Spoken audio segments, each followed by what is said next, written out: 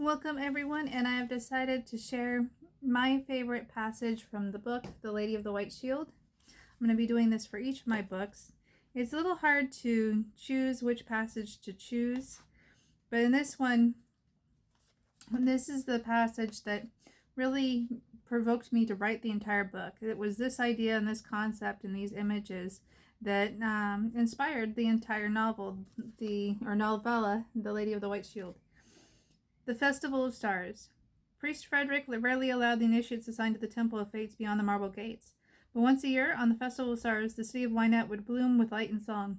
Even the temple rules softened, and in the evening, Nezra found himself among the crowd of revelers, wide-eyed and overwhelmed. He'd strapped the round white shield to his back, put on a mask, and snuck out of the Temple of Fates. He didn't know why he took the shield, but he didn't trust people. Not that anyone would go into his rooms, but still. He didn't know what would happen if he were caught with it. Banners streamed overhead, catching the wind like laughter. Street performers juggled glowing orbs. Children danced in feathered masks. At the heart of it all, in the center square, a dueling circle had formed, surrounded by chanting onlookers. He was making his way towards the dueling circle when he glimpsed something. At first it was just a glimmer, but then he saw her. The fair seemed to be pulsing as twilight settled its rhythms, winding like threads through the marketplace. Lanterns swung gently in the breeze, their glowing casting golden halos across faces blurred by motion. Nezra walked slowly, letting the current of people move around him. Voices, laughter, and music, they all layered like colored strands in an unseen tapestry. But beneath the noise he felt it, not loudly, not yet, but like a low vibration beneath his ribs, as though something ancient had begun to turn. His steps drifted as though guided, tugged not by thought, but by something quieter, something older.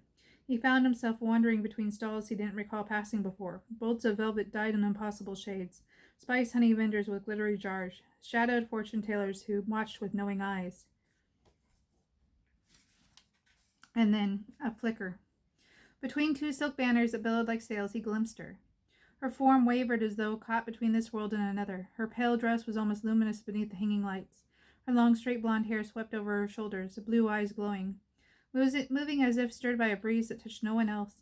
She was there, undeniably there, and yet not. Edges blurred, her presence like the shimmer of heat rising from stone. Their eyes met for the briefest breath. Nezra. Was that her voice or that of the shield? He wasn't certain. Something inside him lurched, an echo of something forgotten, something that had always been waiting. And then she slipped behind the turning bodies of dancers, vanishing into the flow of the fair as though swallowed by the tapestry itself. Nezra stood frozen, heart hammering. The fair went on, voices rising, music swelling, but for him everything was altered. He had seen her, felt her. He didn't know how or why, but he knew her. He searched for her, but he did not see her. He needed to find her, to speak to her. He knew it, but where had she gone? When she was nowhere to be found, he continued on to the fighting ring at the center of the festival. Making his way through the crowds, he couldn't shake that he knew her. Not in the superficial way as an acquaintance. He only knew people in the Temple of Fates, and if she lived there, he would know it. No.